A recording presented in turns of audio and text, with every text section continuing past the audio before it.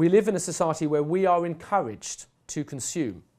And in order to consume in the way that we are encouraged to consume, which is to not think about the consequences, to have it all, that has environmental damaging consequences. Now, if you want to come to a position where you say, well, I don't care about that, well, okay, that's a position one can take. My view is that people are unaware of the damage. I think because we have a system of crime control and justice that focuses very much on individuals, it's harder to hold an organisation to account. It's harder to say that they meant to be bad. That's more difficult.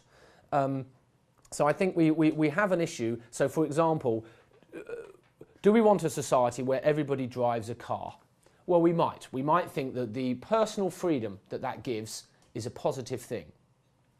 Currently, those cars are moved, if you like, by petrol, which comes from oil, and the way we get oil is damaging to the environment. So we have to really think about the costs of what we do.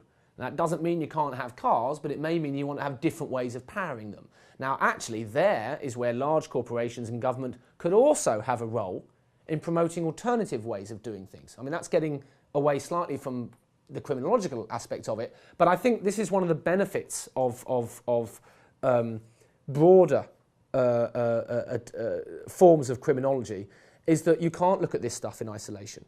You do have to recognise that there's a bigger responsibility for us all, but that problematic behaviour, if it is promoted. So, for example, if a company decided to advertise the benefits of fighting in the street, you would find that appalling.